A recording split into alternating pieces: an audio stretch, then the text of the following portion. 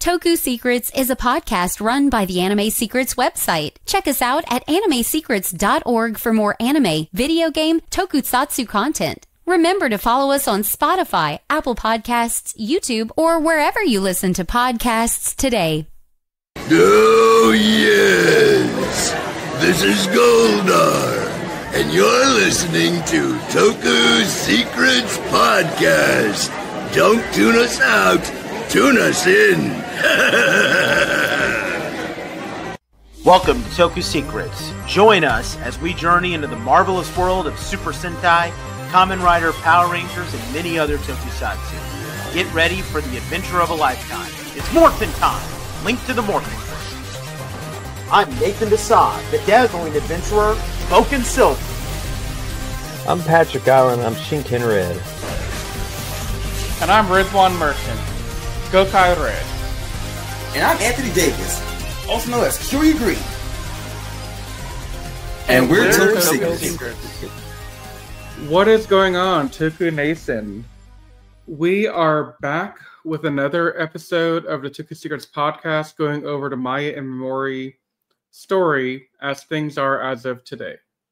So for those that are not aware, Maya Imamori is Gozyuger Unicorn from the #1 Sentai Gozyuger season of Super Sentai, which is our 50th anniversary season. And our girl Maya has been going through it. She started out with some allegations being thrown against her for infidelity with the Gozyuger Wolf Suit actor.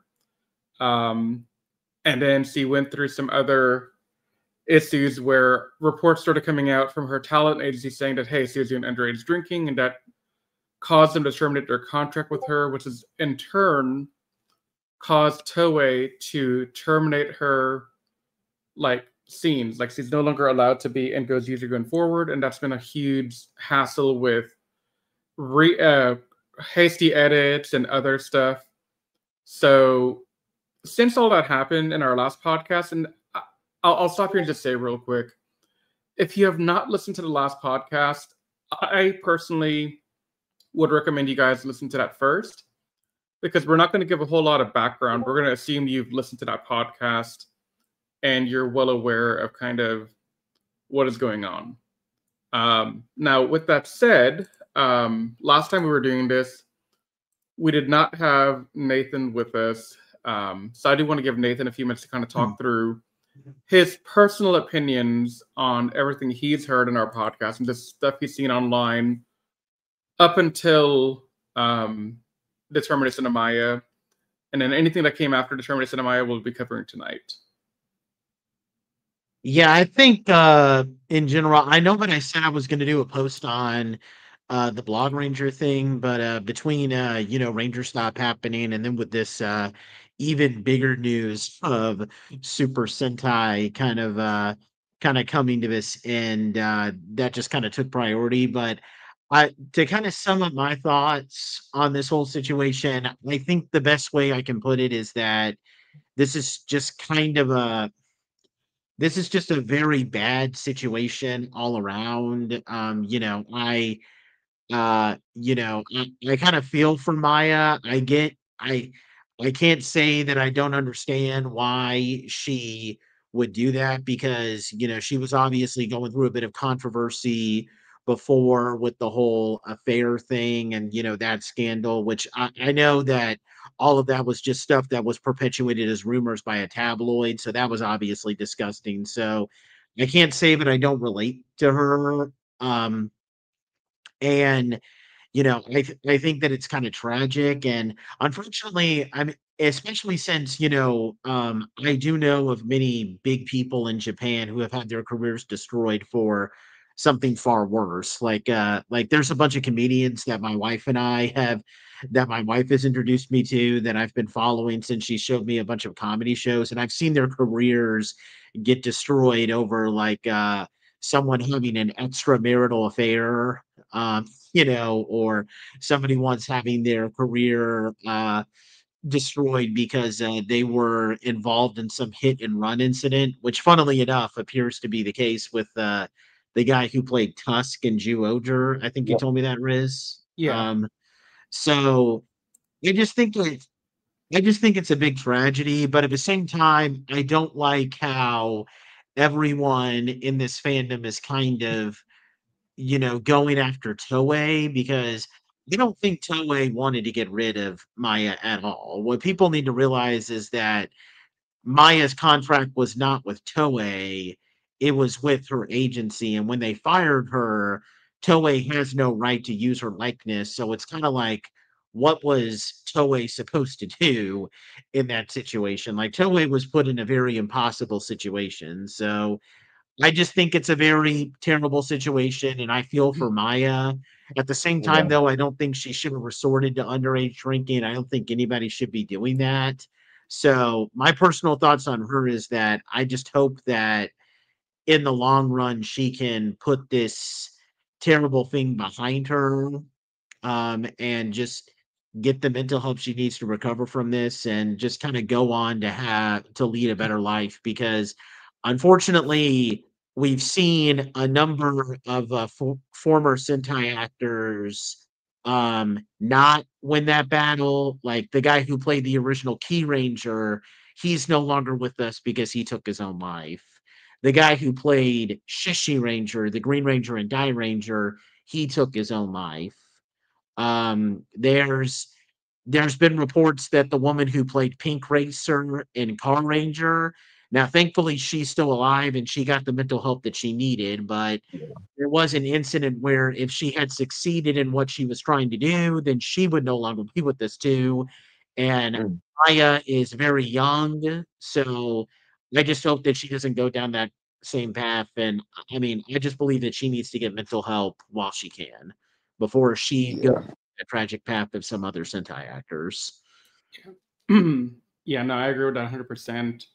And just to kind of get some what I would consider housekeeping out the way, in terms of like clarifications that I think could be made to help contextualize things with Japanese law and culture over there. The first two Bunsen articles that we covered last time, where they're talking about her infidelity and her affairs and all that stuff.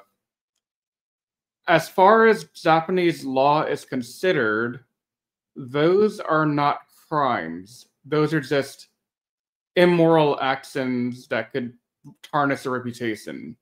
So there's no legal aspect to that outside of maybe Asai's wife maybe seeking legal damages if she so chose, if there's any weight to anything that was said. Which Yeah. again, we don't know too much about if there was or was not. Now, the underage drinking, that is a real legal thing in Japan. You cannot drink under the age of 20, and Maya at this time is still 19. So that is a punishable thing by Japanese law. But I do want to also, in that same breath, remind everybody that as of the time of this podcast recording, there has not been any legal proceeding or arrest or anything of that nature to indicate that she was charged by the Japanese government in any way, shape, or form. What has happened is her talent agency terminated the contract. And that's their right within the terms of their contract. It's unfortunate, but that's the way the world is right now. Now, to kind of help us segue into the new news, let me sift our screens a little bit. Okay. And then let me do this. Okay. So, a couple of days after we posted our last podcast, Nate and I were in Ranger Stop Orlando, so we couldn't really cover this at the time, and we didn't get a chance to really dig into it and really research it much after we got back until now. But another article has been released, not from Bunsen, but from a group called Josei Jisin Top, which is another tabloid. Now, I do want to stress that my research into these tabloids is based on just my own capability to research and understand Japanese culture and the entertainment industry out there. So anything I say in regards to these tabloids and these publications and their credibility is based on my understanding of what, I understand of the situation. This is not to say that I have 100% understanding and that I'm 100% correct about the credibility of these publications, but it's what I understand of it. So with that said, I do want to kind of break into the title of this article, and then we're going to talk about the difference between Bunsen and Josei. So the title here is, was her night part-time job the deciding factor? Reports of adultery and underage drinking led to her being fired. The unrestrained private life of the 19-year-old Sentai heroine. Now, Bunsen actually had some more restraint in terms of the allegations being levied against Maya, surprisingly. Because they didn't go into anything to do with the underage drinking. They didn't even touch it. There's no article about it from Bunsen.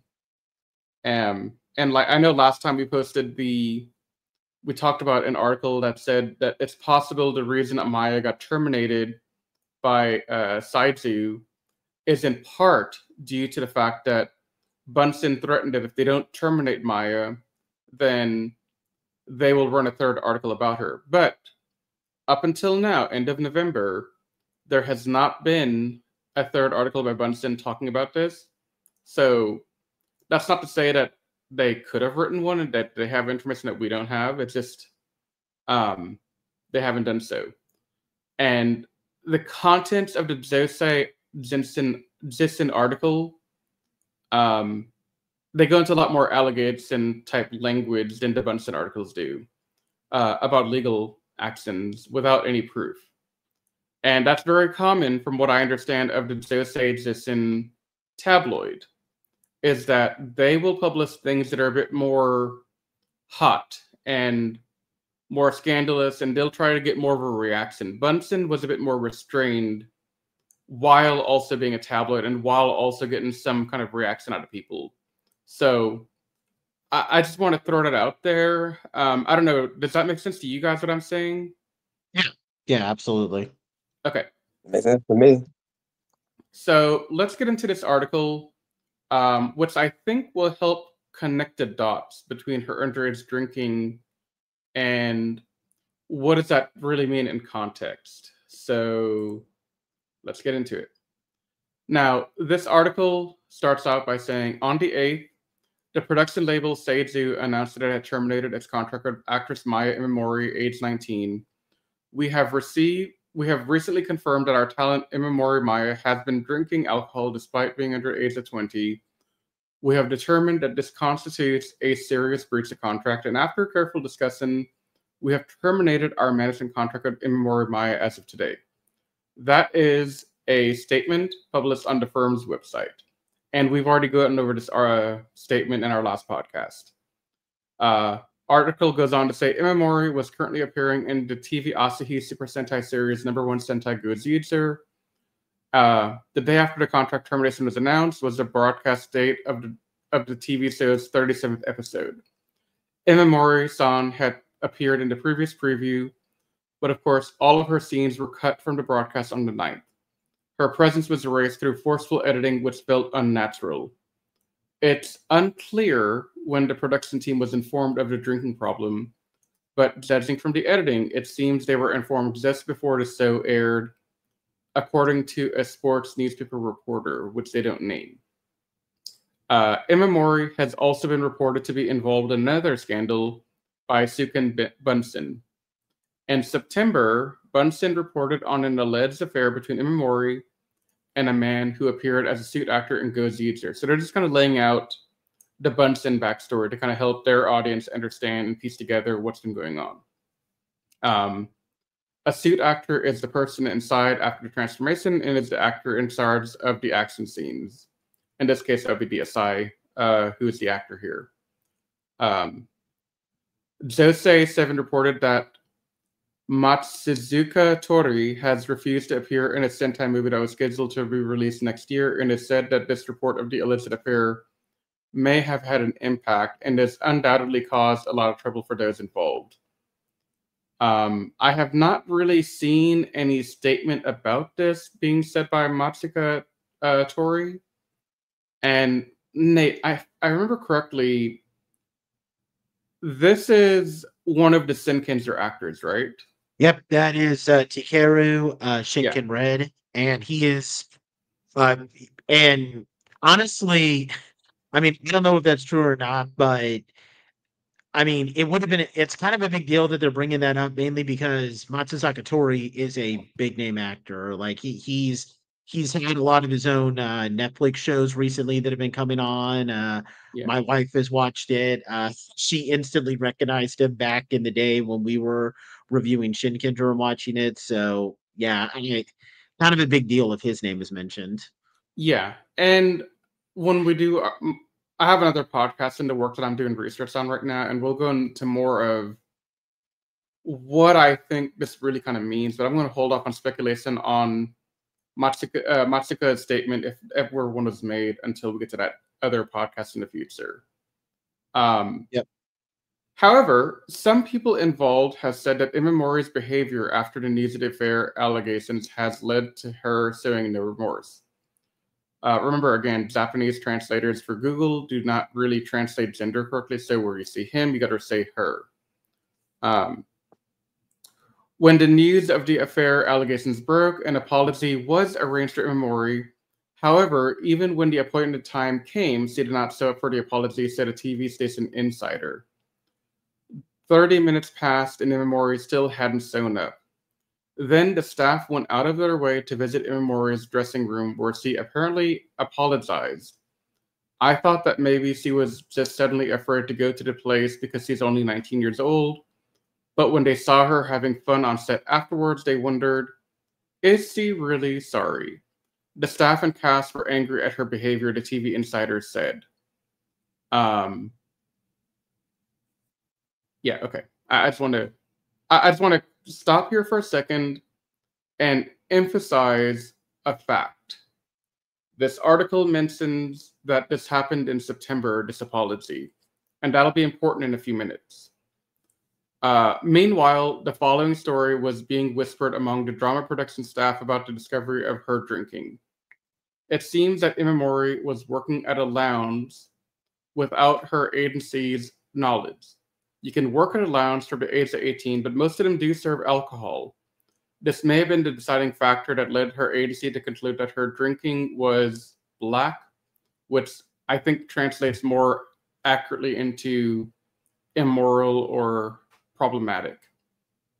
Wait, what you said? What was it called? Black.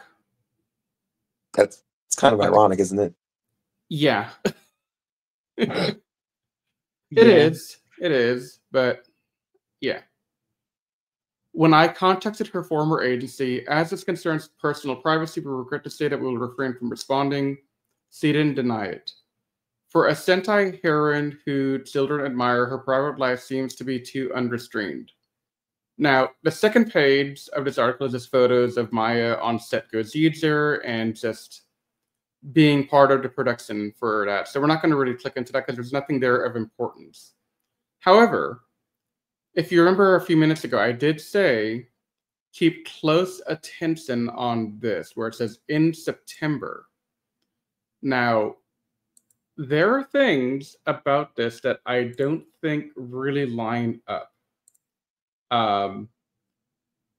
So broadly, we can all agree that this article does not provide any kind of sourcing.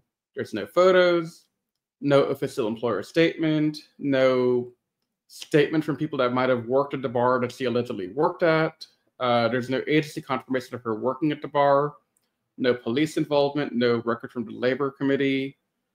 So no eyewitness in general to really help. All we have are anonymous people talking and it being printed in a magazine known for gossip.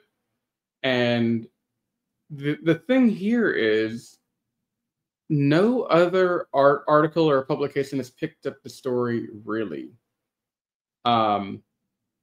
So why is that? Why is that the case? That people are putting so much emphasis on Maya based on an article that doesn't really get traction outside of its own publication? And the simple answer is people are trying to figure out the underage drinking allegation. And so there are people out there thinking now that Maya is simply a victim here because she worked at a bar where there's alcohol, and they're kind of conflate, oh, hey, she worked at a bar, she's underage, clearly she was drinking.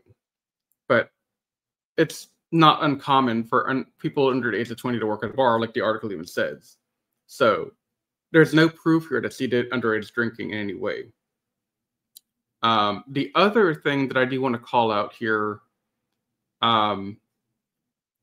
when we're talking about the apology meeting, a couple of things come to mind. One, we have no real source to the story. It's an anecdotal story at best. We have anonymous TV staff.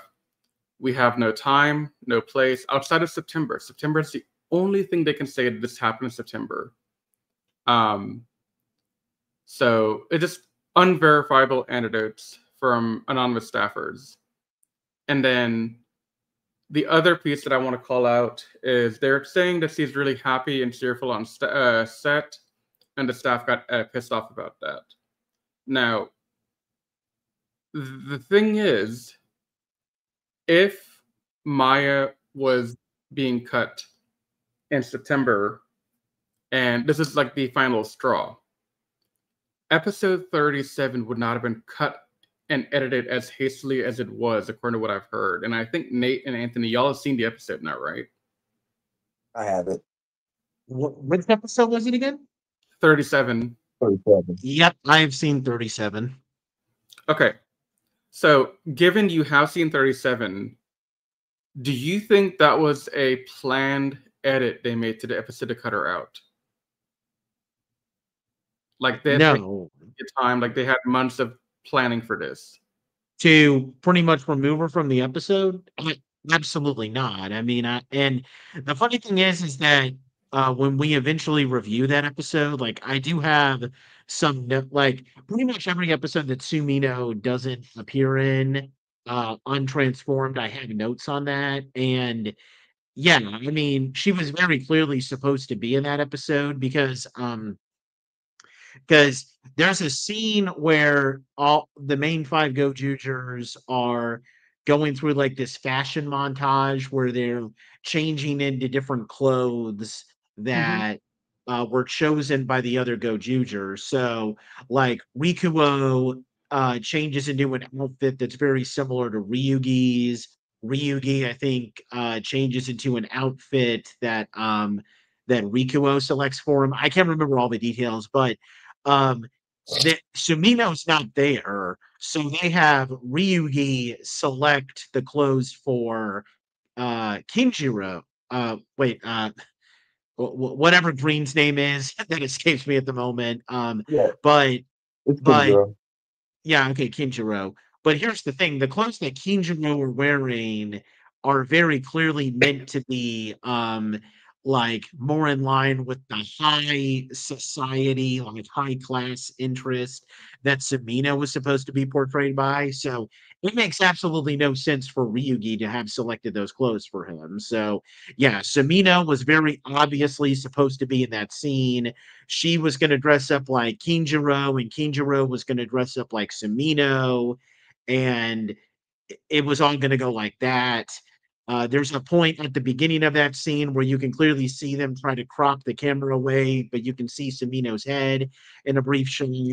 The whole monster of the day's gimmick is that he steals other people's clothes, and he's stolen like some of the clothes from the Gozyugers. You can clearly see Sumino's suit as part of his design. So yeah, she had a like Sumino had a very major impact on that episode. And yeah, anybody who wants to tell me that they had months to prepare to edit that episode, no, they did not. And you can spend hours upon hours trying to convince me of that, and you will fail. They did not have months to prepare for that. Yeah, no, 100%. That was the point I was going to make, but I figured I'd have you make it, given you've watched the episode. Yeah. No, like this entire thing does not make sense to me. So, looking at the timeline from start to finish now, at least from the point of view of September 1 onward, September 1st, we clearly had a resignation of services by Asai, where he said, hey, I'm no longer going to be part of Gozyuger for chronic health reasons. And I've already kind of gone through like his health journey and all the stuff he was going through to kind of back up like, hey, it's possible this is a real thing. It's not just some made up crap. Now, after that, the week of September 11th, the first Benson article comes out. A week later, the second comes out. So the timeline makes sense that around September, TV Asahi, Toei would have been wanting to talk to Maya about, hey, these allegations came out. Can we just talk about it? Can we get an apology? Can we understand what's going on from your point of view? So if this meeting did happen, if this apology was scheduled to happen, it had nothing to do with underage drinking. That came later because her termination date was November 8th, and that was for episode 37. So they announced on November 8th that they're terminating the contract. November 9th, episode 37 airs. So we can probably assume that Toei and TV Asahi had like a week at most, maybe 2 weeks if you're being very generous, of time to edit and redo the episode. Especially the way they edited it. From what I've heard online on Reddit and other places, they did a lot of really sloppy editing. They used some AI to delete her out of scenes completely. They zoomed in to not show her in frame. So this isn't, and it's particularly bad because with the other episodes where she doesn't appear in, it's like she's not there and they're actively trying to keep her out of the shots. But then when everybody transforms, oh yeah, all of a sudden here's Goju Unicorn and she's just there. She's gonna fight, and that's it. Like it's horrible. Now, the other thing that's important to mention here, the article states the staff is very upset with her, and the production is upset with her, and all this other jazz. If people were upset with her in September, her termination should have come no later than mid-October. Yeah. So they were not really, that doesn't make sense to me.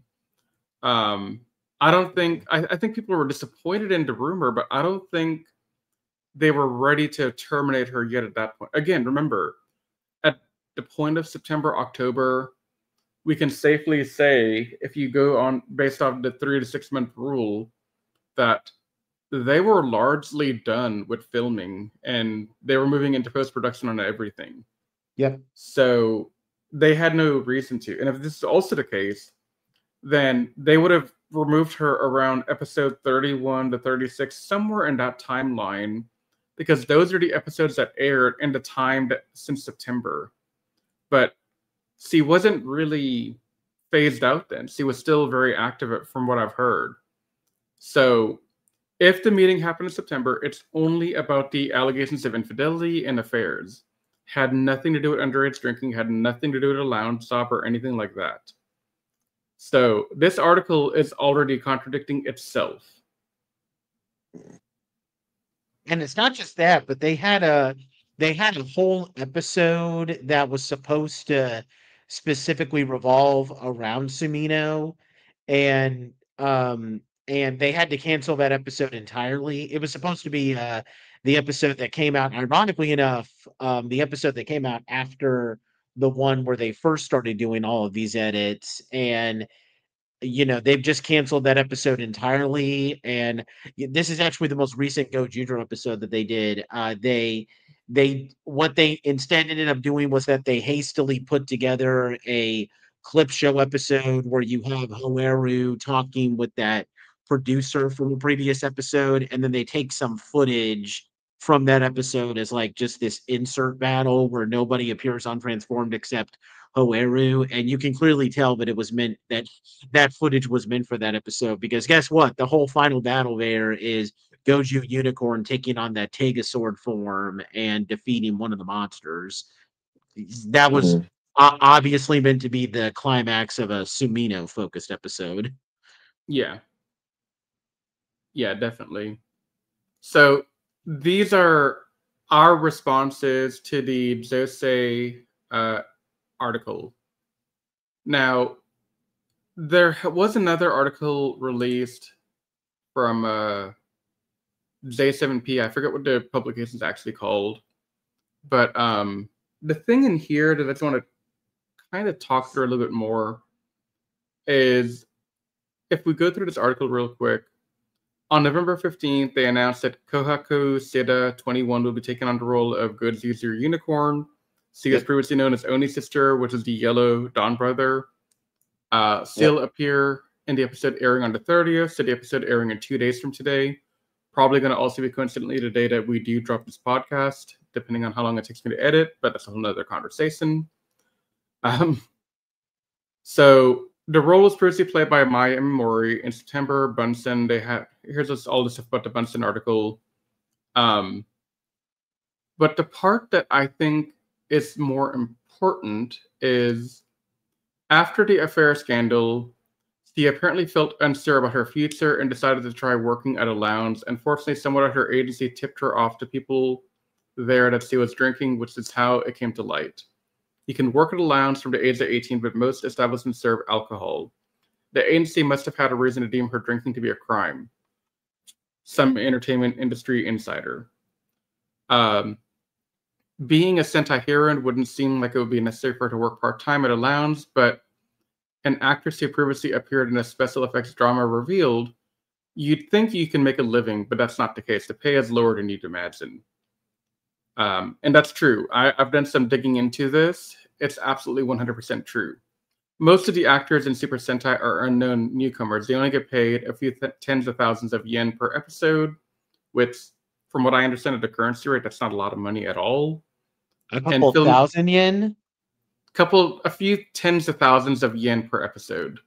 Okay, I think 10,000 yen, if I remember correctly, is like the equivalent of, it's either 100 or because 100 yen is roughly $1. So yeah, that is pretty sad scale when you think about it. Like, hold on, I'm trying to do the math in my head. Don't bother doing the math. I just looked it up. So 10,000 yen to USD as of today, November 29th, according to the Google search I did, that is a grand total of $65. Wow. What? Oh my! Oh man, I didn't realize how bad it was. Yeah, because my wife and I are getting ready to go to Japan, and she's talking about how screwed up the currency is right now. So yeah, I didn't realize it was that bad. But remember, they're saying get paid a few tens of thousands. So maybe she's getting paid a couple $100 an episode. Yeah, but Ranger actors probably weren't being paid that bad. Well, probably, but still. They were, but like not as bad as this. Well, okay, so I have it confirmed from another source that the Mighty Morphin crew, Jason, Trini, and Zach, they were making roughly $600 per episode for Mighty Morphin season 1. What?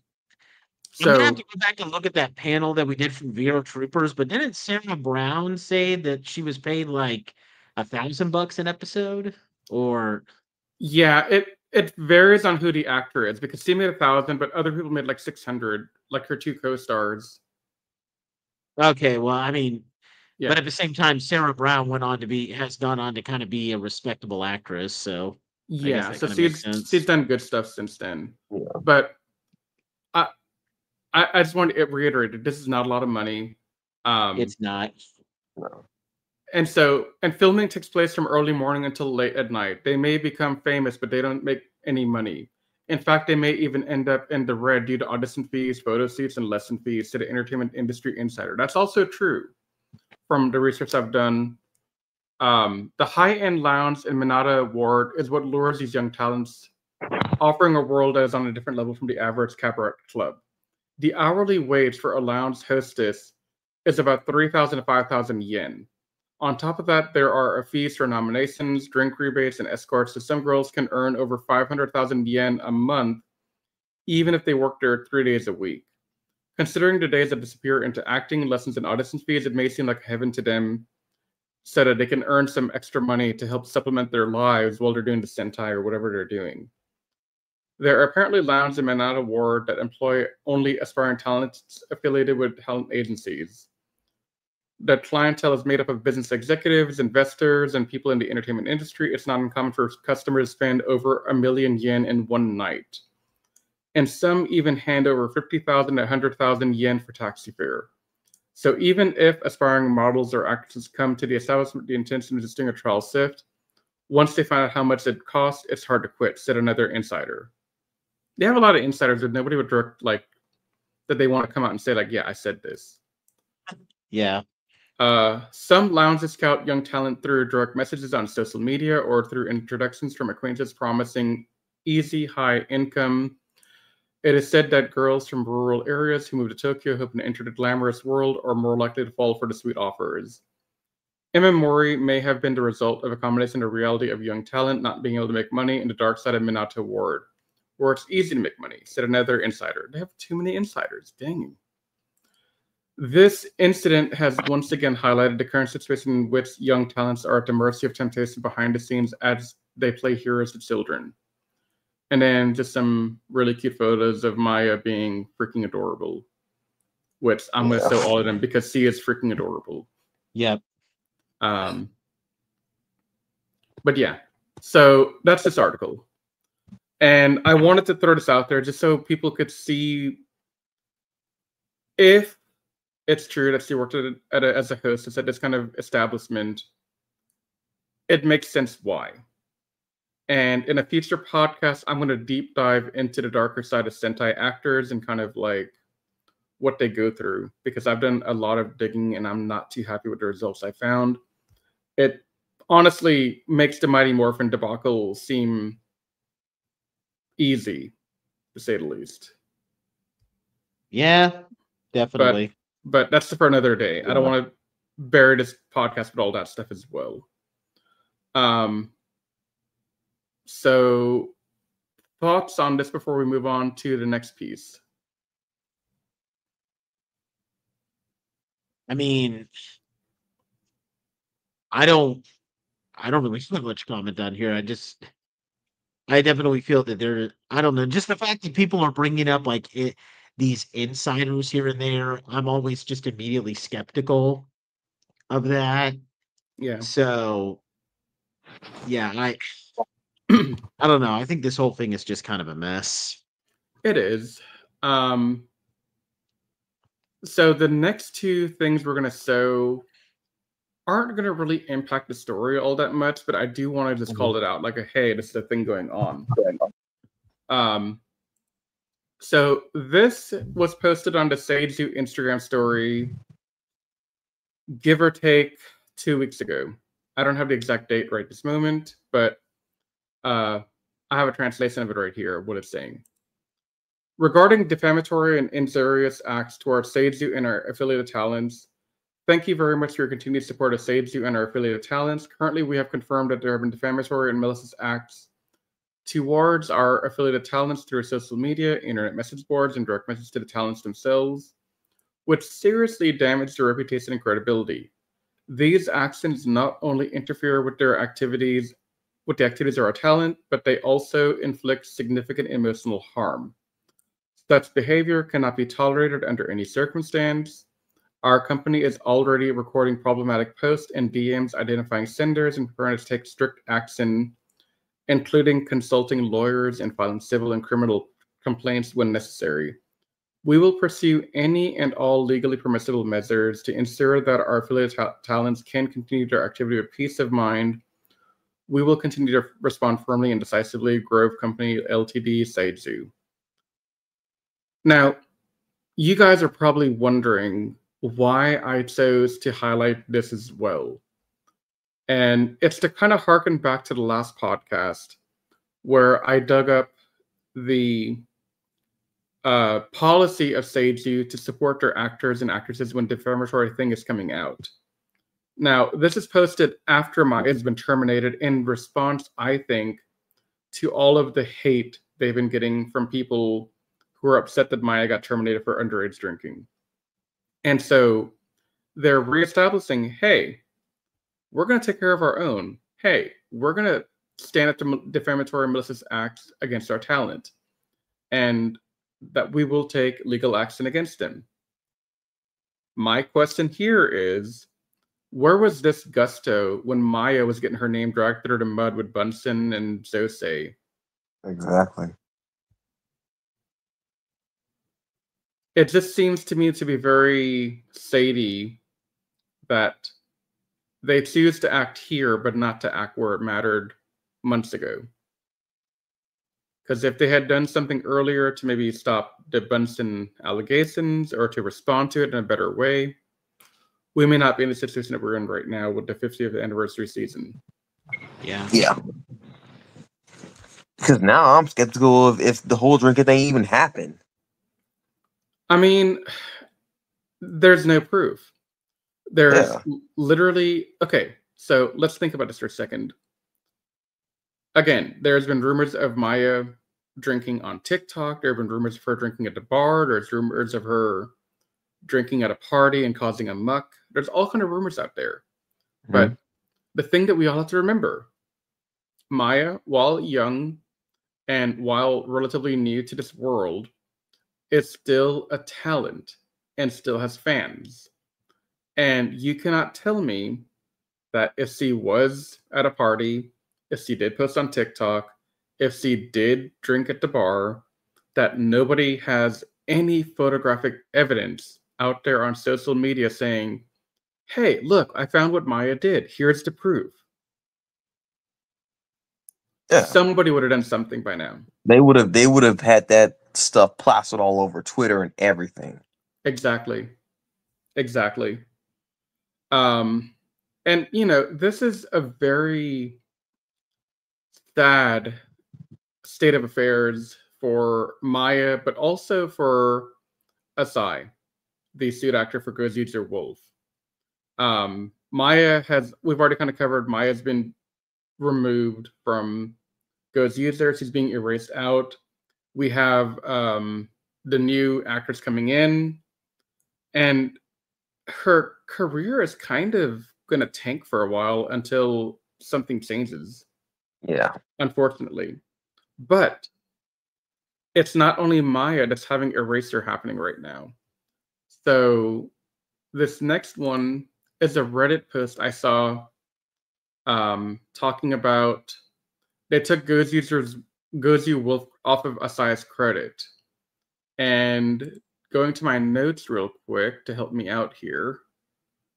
So they have the credit for him working on Gotzer, Dawn Brothers, and everything before. But you don't see anything listed here for 2025, 2026, or whatever for the, what do you call it? The Gozyuger. There's nothing there for it. And so you're probably wondering, what's the deal here? And I did do some digging. Let me see, is this image related? I forget now, honestly. No, it is related, but not in the way that I want to present it. Okay. So I dug into this a bit, which by now I don't think anyone's surprised anymore. No. So I found, okay, so JAE, the Japanese Action Entertainment, I think is the name of the company. That was his talent agency. They have his credits all listed on their website saying, hey, here's all the things he did. They never listed his credit for 2025 Gozyuger, and the page was last edited on September 1st. As best as I can tell. I can't tell what they did to the page on that date, but that's also the date that he was terminated or left or whatever you want to call it. So is he being terminated out? Is he not being given credit for it?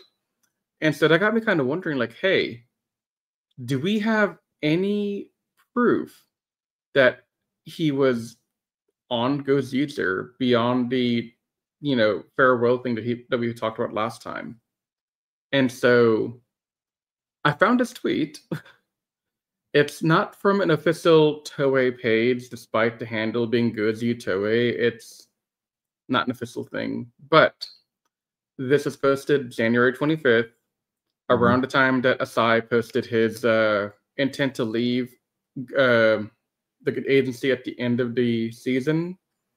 And look, they're talking about Suit Actor announcements, and they clearly link Gozu Wolf to Asai Kosuke. So people were aware of him being in that role. So why wouldn't his company put his credit on there? Unless you're trying to just keep distance from the scandals going on right now, for whatever reason.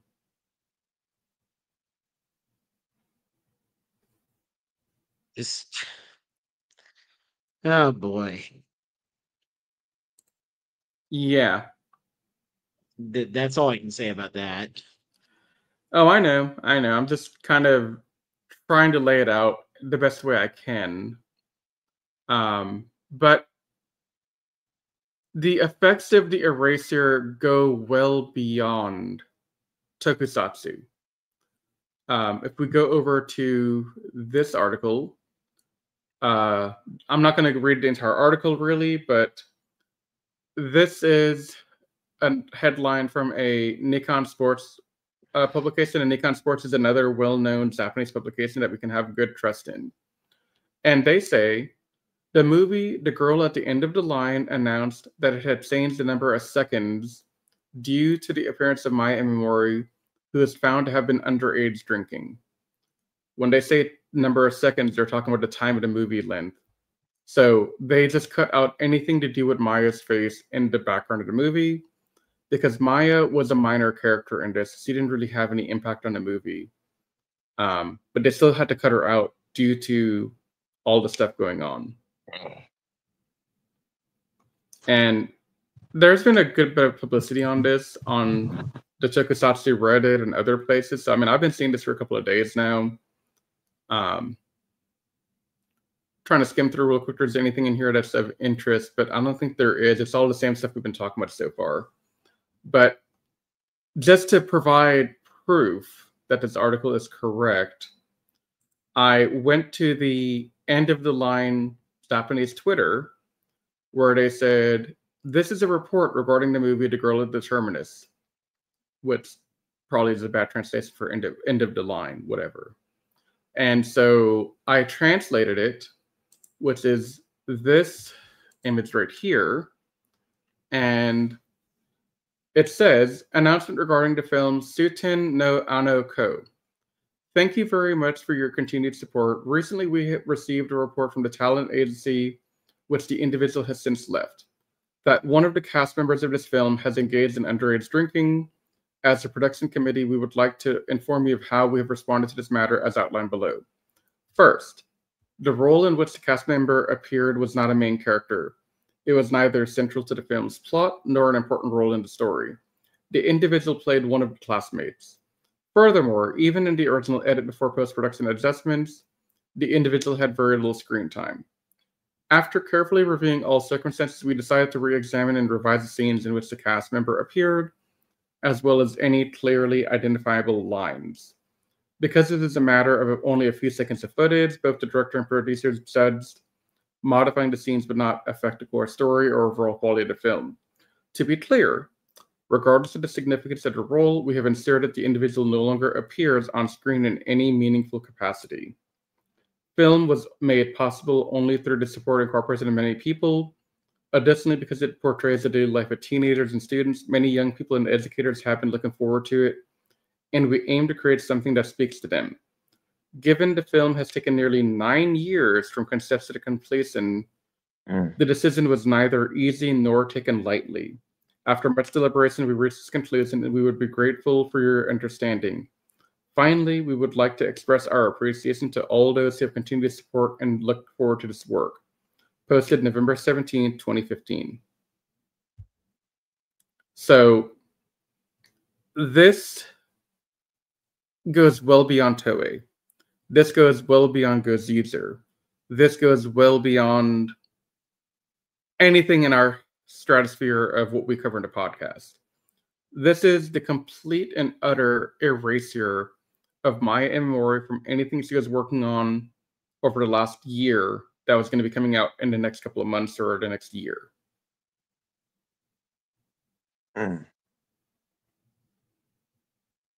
That's rough. Yeah.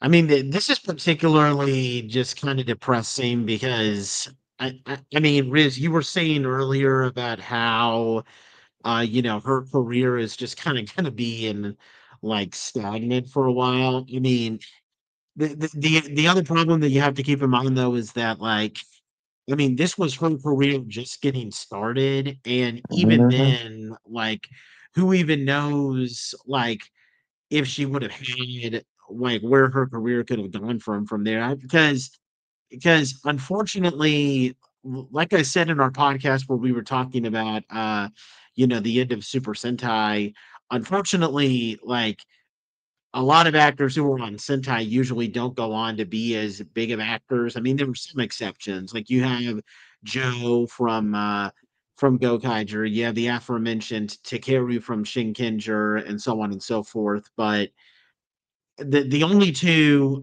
women from Sentai that I can remember that have gone on to have respectable careers. Do you know that Ren Takanashi, who played Mako in Shinkenger, has gone on to have a decent career, and Yeah, the actress Mao Ichimichi, who played Luca. Now, granted, she's been more of a voice actress instead of like a live action one, but those are probably the only two. I think my wife recognized the woman who played Kasumi in Ni Ninja, and I do know that Mio Kudo, Sayo from Kira Major, has gone on to have a decent career, but for the most part, like the women in Sentai don't really like. There's only like again, I could probably on one hand I could count those number of actresses. So just the fact that she was already on Sentai, which meant that it would be kind of a long shot that her career would take off. But now this, I mean, just ouch. Well, Like, the thing is, in my opinion, she was just starting out, and she was just kind of getting, notoriety. She had Gozyuger, she had this movie, and this is not a very big part, right? Like this is a very minor thing. It was just seconds of a movie taken out. Literally, like, let's assume at the worst case, they lost 30 seconds of footage in this movie that had no consequence on anything, right? That's still something she could claim that she was in beyond Sentai to give her credit to say, hey, going forward, I can claim to be able to do this, that, and the other. yeah. And looking at her, looking at it, she had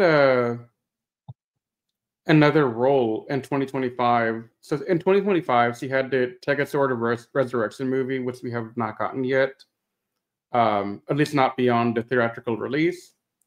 But there's also another movie that has come out called Yoyogi Zani. I think it came out, I don't know. But after that, they do have The Girl at the End of the Line coming out next year. And the notes on Wiki do say deleted scene now. And if you look at her television credits, there's nothing after Gozyuger, but you typically may not have anything lined up if you're working on such a big TV show like this. But this would be like a way to catapult yourself out. And, she's not only just an actress, she's also a Japanese gravure model. And for those of you that don't really know what that means, it's a female model who models in like magazines for men and photo books and DVDs. part of like the idol industry, which is what Seizu I think deals in a lot of as well. Yeah, most female Sentai actresses are like that. The only ones that well, actually, no, even then, I don't know if that's the case with Sentai. I know that there's been a lot of leading ladies on Kamen Rider that haven't done that, but that's because they're underage, like they're under 18 years old. Unless maybe they just don't do that because I don't know. I think the legal ages of consent are a bit different in Japan, but I don't want to go into all those weird details like that. But yeah, with Sentai, most of the women are grabber models. Yeah. And I mean, looking at let me see if I can pull this up real quick. But I'll talk as I do this off screen. Yui Koike, who played Gokai Pink,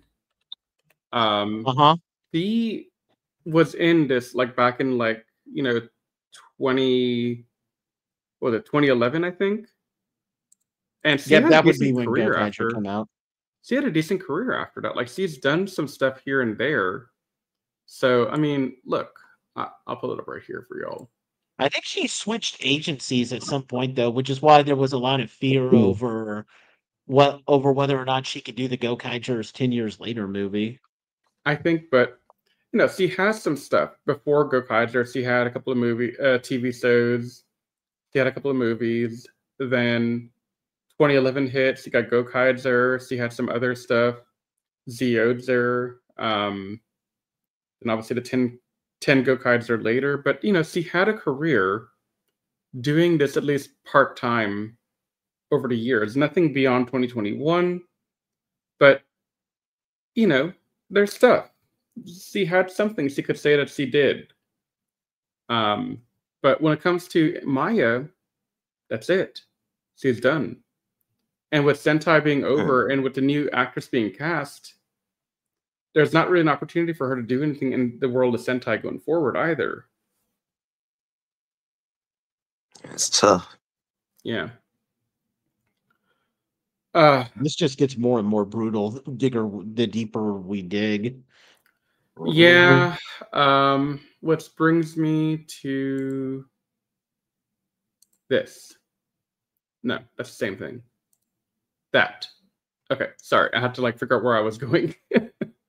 So this is a screenshot I took from the Oricon News channel. And this isn't a Maya related thing, but it's just an oddity with the Super Sentai Live 2026 show. It's a music festival. It's supposed to be February 3rd and 4th. And they have the cast listing. But if you go down here and look at the cast, they got Leon, they got Ryugi, they got Eagle, Kumade, but they don't have anyone playing Unicorn. Not even the new actress is playing Unicorn, I think because of filming disputes, but the impacts of this with Maya are also affecting Toei Superhero Festival. So the effects of this are going a lot further than just, the Gozyuger proper TV show. It's also affecting the live show and a couple of other things. Yeah. It's really sad when you consider that this is going to be the last Sentai. Just to see a franchise that's been alive for 50 years ending with a season that has so much controversy behind it, because I can't remember a single other Sentai that had any controversy behind it as bad as this. It's really depressing.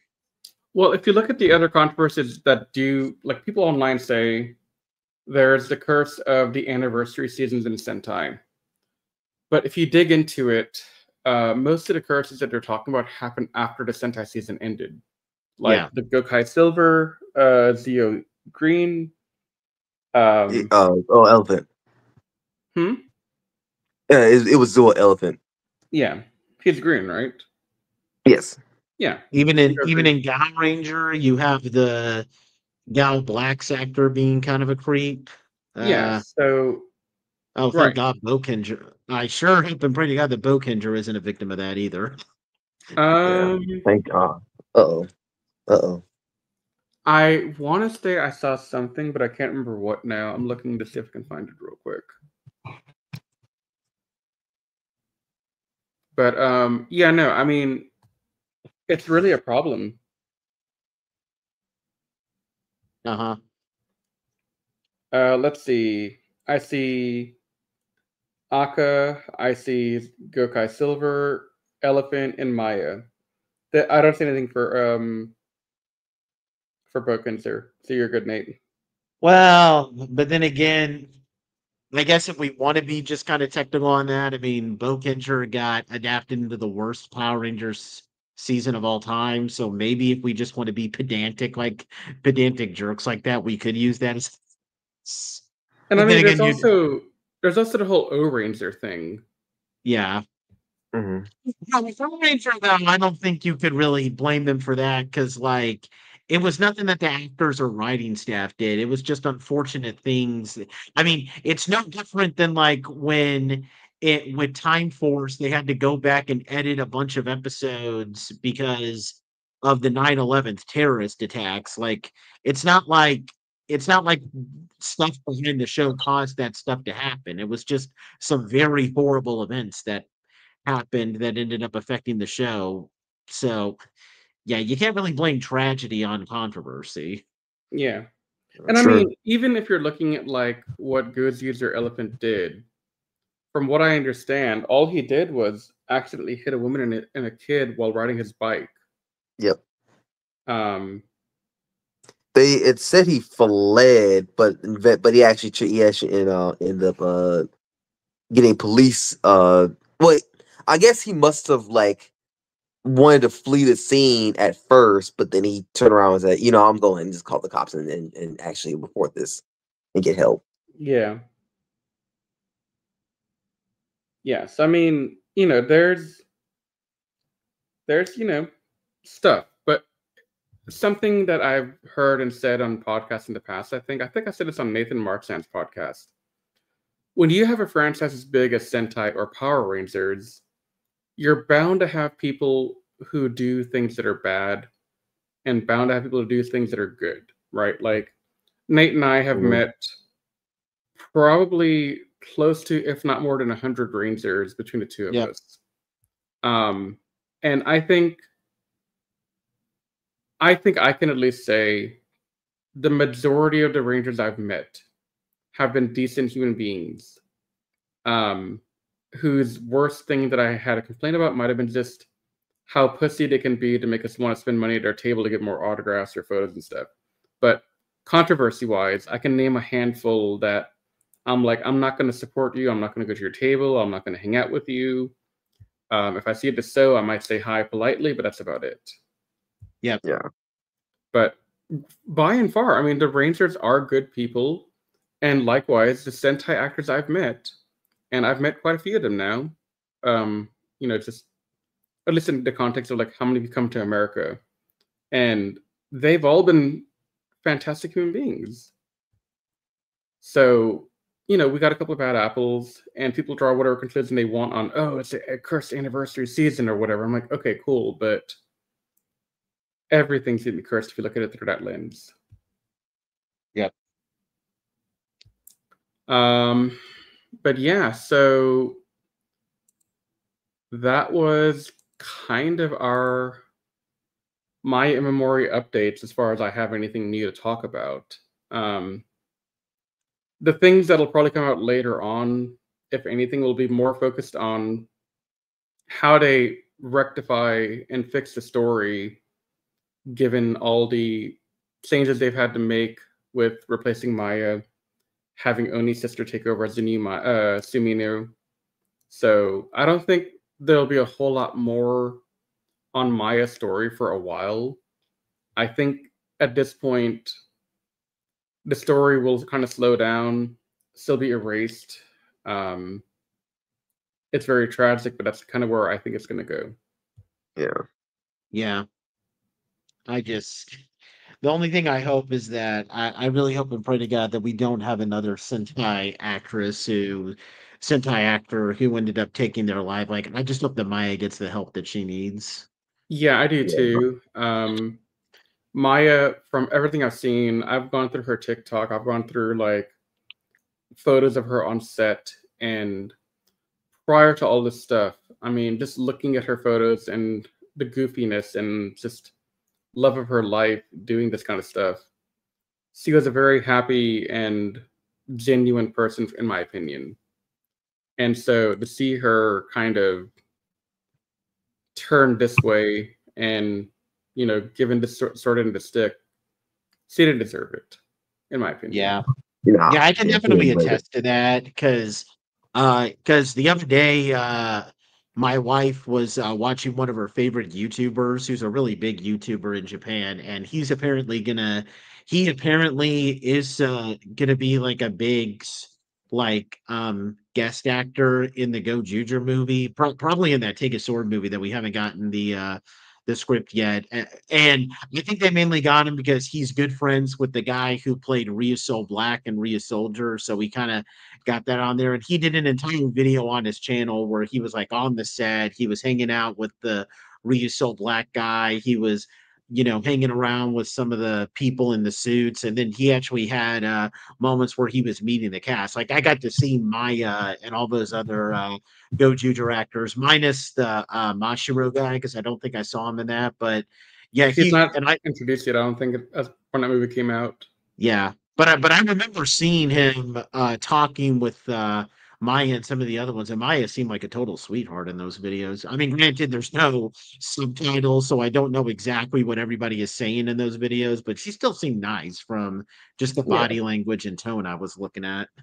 And honestly, that's all we can ask for at this point. That's all we can ask for is that C was a nice person. C was a kid. C was 19. C is 19. And C was very much so, maybe stuff happened. C made a mistake somewhere, somehow. And C turned to drinking, possibly. Or C had financial problems and C had to turn to another job. And they conflated her working at the lounge for her breaching contract and underage drinking, so they got rid of her. We don't really know what happened, but one of those things happened, maybe.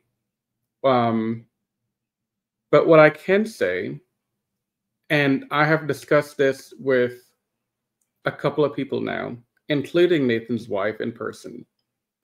The Japanese people are very mindful of image and how they reflect.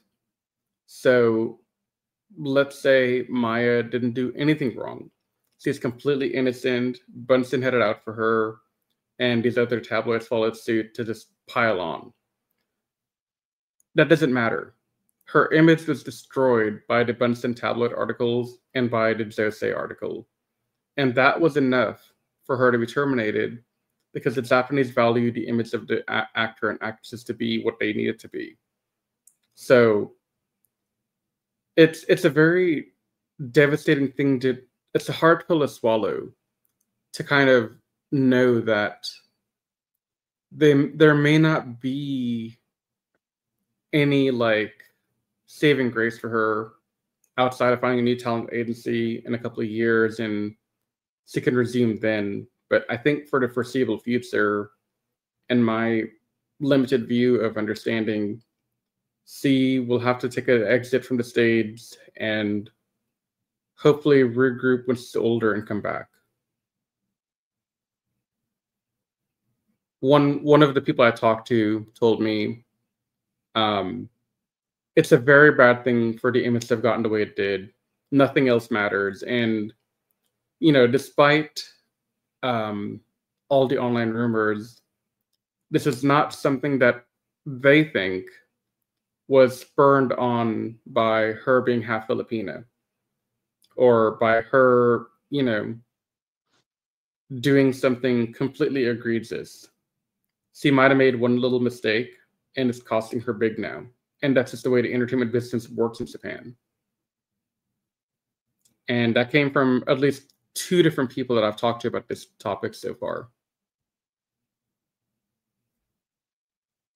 I guess that's still just really sad, and it shouldn't have happened.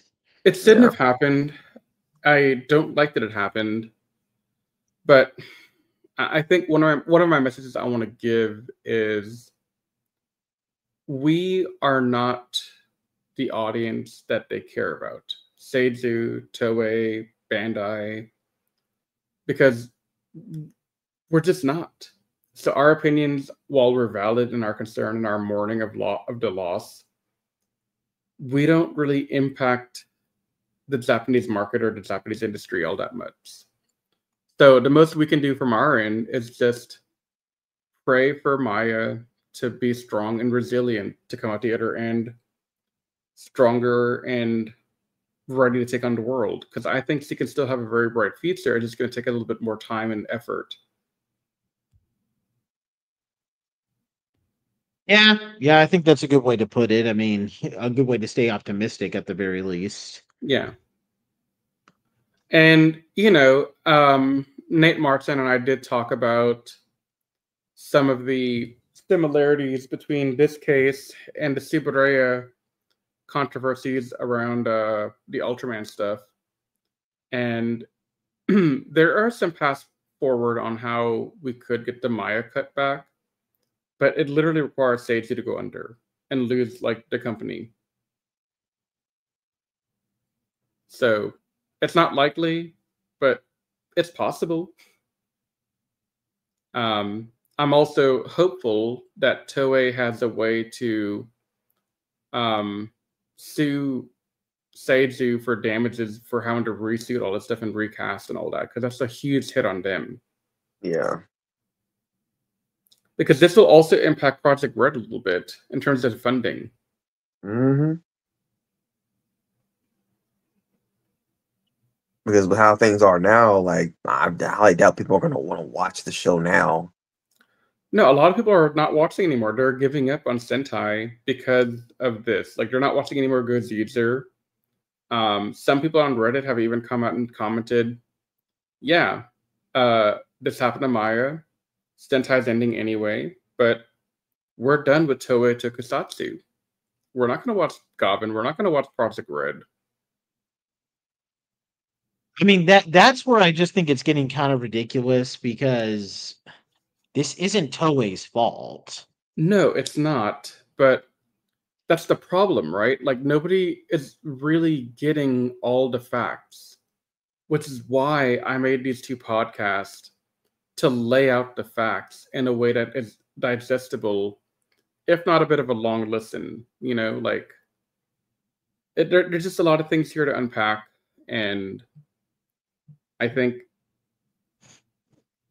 I just really hope that this doesn't affect how Toei is. Well, I mean, I guess then again, you could argue that it doesn't necessarily affect how Toei would go about handling the rest of their products, because at the end of the day, like we've said, the Japanese audience is the one that matters the most to them. But my fear is that if people start boycotting, maybe they stop watching Zest a lot, and then Toei gets the idea that maybe, marketing their shows to the West directly isn't going to work out. I don't know. I feel like this is a dangerous game that some of these people are playing. Yeah, which is why I'm trying to stay very confident and optimistic for Project Red, for Super Sentai, and for the Kamen Rider. So, I'm definitely loving Zest, and you'll hear that in the podcast coming out over the next couple of weeks. But I think they have a good thing going with Zest. I think Project Red is shaping up to be something very interesting and very worthwhile looking into. So I just hope that it's impacted, but I also understand if it does. I mean, I would say that the tokusatsu community needs to be a bit more rational about this, but unfortunately, I don't know. I used to be kind of happy that the tokusatsu community wasn't as irrational or kind of erratic and sometimes toxic as the Star Wars fandom is, but No. I mean, I certainly wouldn't say that it's as bad as that fandom because the Star Wars fandom is like probably one of the most toxic fandoms in the world. But the tokusatsu fandom does sometimes give me those vibes, like it's trying really hard to be that toxic. Yeah, it is, and I think it's not helped. And I will carefully word this to not call out any one YouTuber or influencer in the tokusatsu sphere, but the amount of misinformation I have seen coming out of certain big groups or big YouTubers, big influencers is appalling. Doing zero research, putting out half facts, blaming Toei, painting this all on oh, so you did do this thing, confirmed, not really understanding that, oh, this is a tabloid, or oh, this is not confirmed, not really doing the research, not looking at the articles.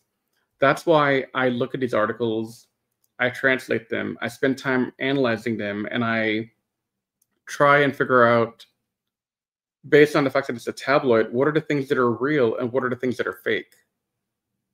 Yep. Or not provable. Because I don't want to be one of those people that's put out something for the clicks. I want to give the real story, and then, maybe it doesn't have a happy ending, right? Like, we don't have a happy ending here yet, but at least people can get the right info to draw their own conclusion based on fact and not based on somebody looking for the clicks to get the money. Yep. Yeah. So, to any of the YouTubers out there listening to this, dude, do better. Come on. I'm disappointed right now in a lot of our YouTubers out there that have not really been putting in the right amount of research into this topic, and then just posting clickbaity things saying stuff like, oh, Maya Imamori is being replaced and it's because he drank and she had a rage there, blah, blah, blah, whatever. I'm like, dude, that's not real. That didn't happen. Yeah. If it did happen, prove it. Send me the link.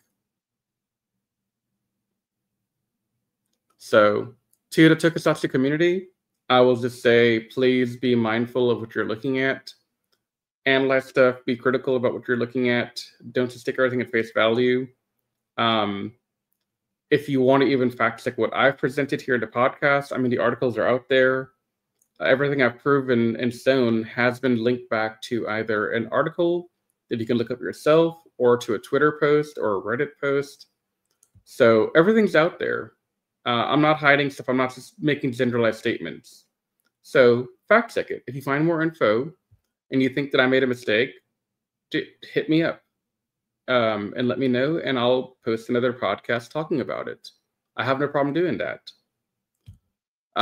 But with that said, unless y'all have anything else to add, I think I'm done.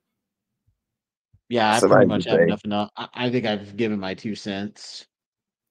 So with that said, I'm sorry this podcast is a bit more of a downer, but I do want to say that we do have some exciting stuff coming out.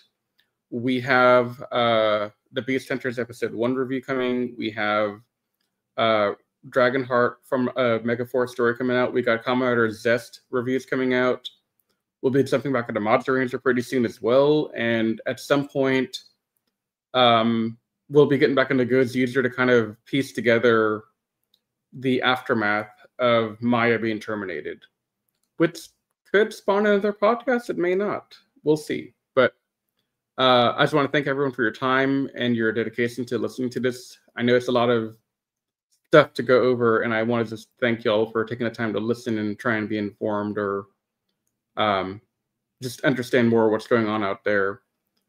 But with that said, I just want to say to the tokusatsu community, be kind, be empathetic, and thank you guys so much, and we'll talk to y'all next time. Bye for now. If you enjoyed listening to the Toku Secrets podcast, please check us out at animesecrets.org and follow us on all our social media pages such as Twitter, Facebook, and Instagram. And also feel free to check out our other podcasts, including Anime Declassified and the Jedi Squadron. You can also leave us any feedback you'd like to offer us directly on our website. If you're listening to this on Spotify or iTunes, we thank you so much, and please leave us a rating out of 5 stars. If you're watching this on YouTube, please subscribe to our channel if you're not already subscribed, and leave any comments down below, as we love to take the time to read comments left on our channel and give our fans, shout-outs. If you have any seasons of Super Sentai, Power Rangers, or other tokusatsu shows that you'd like for us to check out, please don't hesitate to say so in your feedback. With all that said, we thank you so much for taking the time to listen to our podcast, and we will see you next time as we continue our never-ending journey through the world of tokusatsu. But until that time, you all stay safe, we love you, and may the power protect you.